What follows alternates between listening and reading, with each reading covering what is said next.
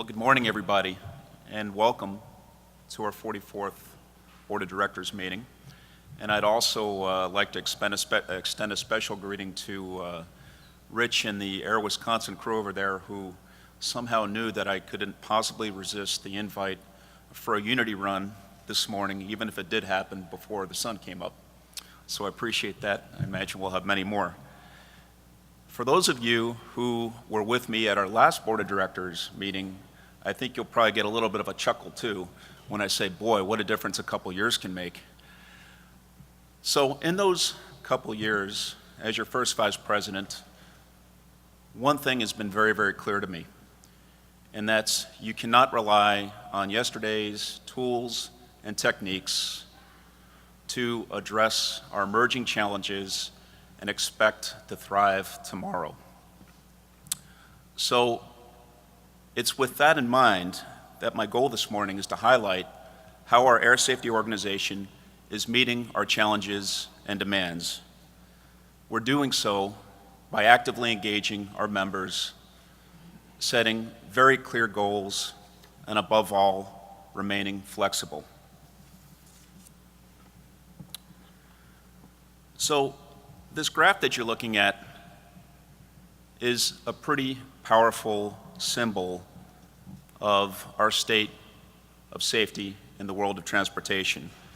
In fact, aviation is the safest mode of transportation in North America and indeed the world. And I'm very proud to say that in our capacity, in our role as the largest non-governmental safety organization in the world, ALPA has played a major role in achieving that very remarkable record. So then the challenge becomes, how do we maintain that mark? And the challenge means that we cannot let our guard down if we want to maintain this record for even one single second. To be the Airline Pilots Association, we must continue to be the organization that government and industry turn to when they're looking for the perspective of the professional pilot. To be the Airline Pilots Association, we must maintain and nurture our world-class staff of talented and very experienced volunteers and staff. There is no other group in the world that comes anywhere near to the level of services and resources that we provide to our members, and that's by and large why so many other pilot groups around the world ride on ALPA's coattails. Our preeminent status as the Airline Pilots Association can never, ever be taken for granted. We have to be closely engaged in every single aspect of the aviation industry, and we must have a very comprehensive and savvy understanding of all the forces that affect us. Above all, to preserve the tremendous credibility that we carry with our fellow industry stakeholders, we must constantly work on maintaining and improving our relationships with them. That's what it means to complete our initiatives and realize our goals, and that's what it means when we say everything matters. The Air Safety Organization has conducted a very thorough review over the past 2 years, and that is a process that truly will never be ending. And a great many pilot representatives and staff have worked together, actually many of them are here in the room right now, to merge our aviation safety, security, and pilot assistance committee structures that you're looking at right now, and all the disciplines that those structures encompass. We've established a national safety coordinator position, which resides with a national officer for the first time, to oversee all of our safety-related activities. And we've streamlined our structures, created new levels of oversight, and done so with the goal of freeing up people and funds so that way we can better serve you, our members. These efforts have maximized our organizational productivity and effectiveness because they leverage the vast amount of talent and experience our folks bring to bear every day on your behalf. The success of the new Air Safety Organization is reflected in a great many accomplishments, and these include, for starters, new U.S. flight time and duty time regulations, which will become effective in early 2014. Under the leadership of the ALPA Flight Time Duty Time Committee, we testified before Congress and met with legislators. We aggressively engaged the media, and we worked comprehensively with the International Federation of Airline Pilot Associations to establish a uniform goal of international standards. However, the fight is far from over, and we will not rest until these new rules are extended to include our cargo carriers. I'm very happy to say that known crew member has become a reality. It's currently in effect at 26 airports. We should be hitting 31 airports by the end of the year, and by the end of next year, it's our expectation that this program will be in effect at 80 of our airports. The Airline Safety and FAA Extension Act of 2010 requires that after August 1st of 2013, all first officers flying our skies will have to hold an air transport rating. With ALPA leadership and participation in a number of the FAA Aviation Rulemaking Committees, otherwise known as ARCs, the FAA has proposed an establishment of a restricted ATP license, and that can be obtained with as little as 750 or 1,000 hours, depending on your experience and qualifications. Our work continues on this proposed regulation through the rulemaking process to make sure that it does not adversely impact our current members. More on the cargo front, the ICAO Dangerous Goods Panel has developed technical instructions for the transport of bulk lithium batteries, and fortunately, those rules are now in effect. They were approved earlier this year. We continue to work with government affairs and our pilots on Capitol Hill and also Parliament Hill to press for legislation. In the U.S., we're pressing for legislation before Congress to improve the funding of our very important Federal Flight Deck Officer Program. And speaking of security, ALPA led the way in establishing for the first time technical standards for the implementation of secondary barriers on our flight decks.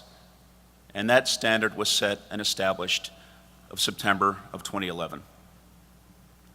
This list is by no means a complete catalog of ALPA's accomplishments, and we've achieved these victories because of our hard work and our very solid relationships.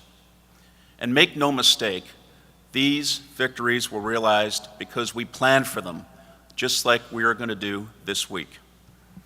Since these issues will be addressed at Delegate 3, let me move on to talk a little bit about what's ahead.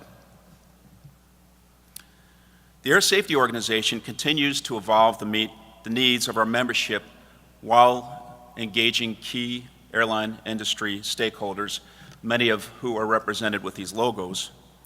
And we deal with these folks. We deal with lawmakers and regulators, all the people in these agencies, quite literally every single day. At this past summer's Air Safety Forum, ALPA's 58th one, by the way, we demonstrated the clout and credibility we have established with our strategic partners.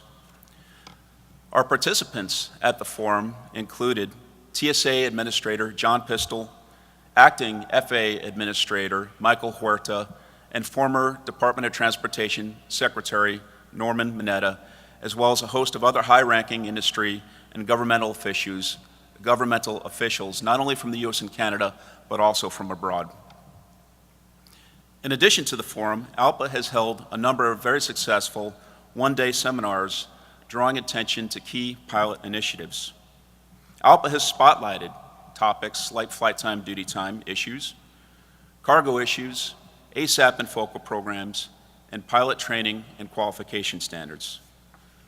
Attendance was truly impressive at these events, and at the panels we were fortunate enough to have very key leading industry experts to help us discuss the important issues of the day. To continue to capitalize on the success, we were planning for more of these events, so look ahead towards 2013 and beyond, because they've just proved so successful.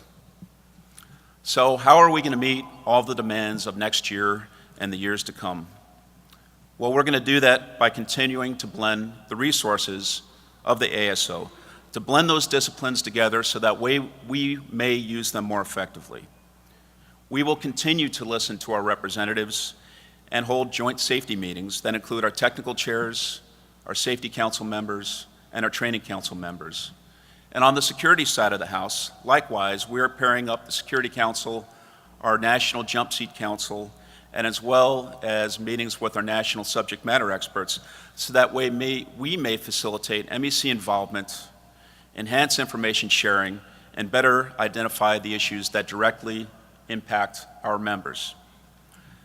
The Air Safety Organization continues to work closely with two other committees. The President's Committee for Cargo identifies issues that are unique to our air cargo operators, and it draws on ALPA resources to address their concerns. The President's Committee for Remote Operations was just commissioned earlier this year, and it will be addressing issues unique to pilots who are operating in remote geographic regions. Now I would like to shift gears and preview some of the issues that we will be discussing in Delegate 3 this week. I don't think you can possibly turn on a TV set, read a newspaper, or be driving down the road and listening to your radio when you don't hear some news about drone attacks or something along those lines. Well, there's a tremendous push by manufacturers for the integration of unmanned aircraft systems and remotely piloted aircraft in the National Airspace System, otherwise known as the NAS. In fact, the FAA Modernization and Reform Act of 2012 legislatively directs the FAA to develop new prescribed standards for the safe integration of UASs by September 30th of 2015. And that, my friends, is a blink of the eye. So rather than sit on the sidelines, ALPA is already engaged and hard at work in helping ensure that UAS pilots meet the same training and certification standards as everybody else using the NAS. That UAS aircraft must meet the same design and certification standards as every other aircraft in the NAS. And finally, that operators and airlines utilizing these aircraft meet the same level of operating guidelines that they currently are required to meet today. So to simply put it this way, our standard is that the level of safety of a world inclusive of unmanned aircraft systems must be every bit as safe as our world of aviation right now. So let me ask you next. The President just talked about NextGen. Show of hands, how many people understand what the term NextGen really is? How many out there? Okay, smattering of it. Well, believe it or not, most of you are already practitioners of NextGen, even though you may not even realize it. So let me give you my simple definition of NextGen. NextGen is the application of aircraft equipment, of policies and procedures that increase the density and the efficiency of our airplanes as they transit our skies and our passengers as they transit our airports and cargo, while maintaining the same level of security and safety that we currently enjoy today. As the President mentioned, NextGen is transforming the NAS with new technologies and more efficient processes for aviation. ADS-B, or Automated Dependent Surveillance Broadcast, is at the forefront of this effort. The issue, though, is that this surveillance technology could shift greater responsibility to pilots with regards to aircraft separation. So we must continue to work with both government and industry to ensure that our perspective is part of the comprehensive solution and the final equation of NextGen. Risk-based security programs such as Trusted Traveler and Trusted Shipper, PreCheck, and Global Entry are now being utilized at many locations across the country to help the TSA and our Customs and Border Patrol agents concentrate finite resources on airline passengers and cargo who potentially pose the greatest risk to our security. Known crew member serves much the same purpose for pilots and now flight attendants, and we continue to work to add more ALPA pilot groups to the system, and hopefully we will also see our Canadian brothers and sisters included in one comprehensive system as well. We are working to ensure that pilot and command authority is maintained with regards to flight deck access and the use of the jump seat. This challenge was made even more difficult by the FAA's proposed legal interpretation of the FARs in response to an official query that was presented to them by an independent pilot union, not of ALPA, but nevertheless, an independent pilot union 2 years ago. We did not like what the FAA was proposing in response to that very ill-advised request. So, despite the fact that we didn't initiate it, nevertheless, we must remain engaged in ensuring that our pilot and command's authority is not eroded. We will continue to work in Canada towards eliminating a policy that prohibits an offline jump seater from riding in the flight deck. ALPA promotes the position very reasonably that there are clear safety and security benefits in having an additional qualified crew member sitting in the cockpit. Turning to licensing standards, a number of you have been asking me this week about some rumors regarding any changes in the age 65 limit. In point of fact, ICAO is contemplating eliminating the age 60/65, what has come to be known as the over-under international crew restriction, and they're contemplating doing that by the end of 2013. So, in light of that fact, then the question probably becomes, is this move to eliminate the over-under rule a precursor to any change in the retirement age?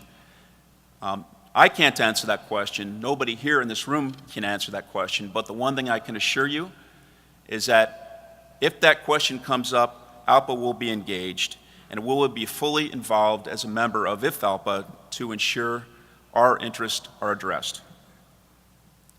Amidst the dramatic transformations we've seen in the airline industry, ALPA endures because our organization strategically plans and prepares. Since a picture is worth 1,000 words, I would like to share with you a video that was created entirely in-house by our communications department and our engineering and air safety department, and it debuted at this year's Air Safety Forum, which was held in the summer up in Washington, D.C. And it effectively conveys why everything matters and why our work is so important.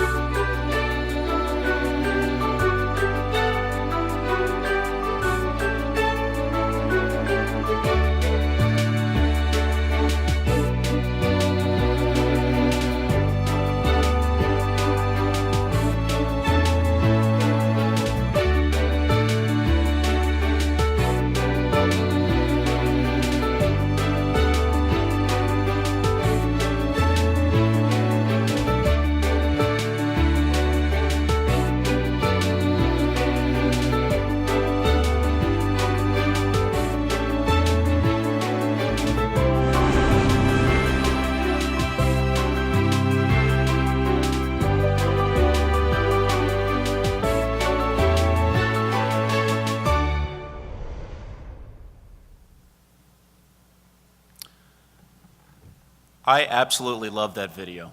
I really do. And I love it even more because we did that entirely in-house. Show me another pilot group that can do that. As a fellow ALPA representative and volunteer, I know that you get it. I know that you know and understand how and why everything matters. So when we conclude this board, it's going to be our mission to carry that message to the rest of our ALPA members. From my vantage of your first vice president and now as your national safety coordinator, I can tell you for a fact that ALPA's legacy of scheduling with safety is going to be a never-ending book because the final chapter can never, ever be written. To continue to move our organization forward therefore, we must plan, we must execute, we must learn, and above all, we must adapt.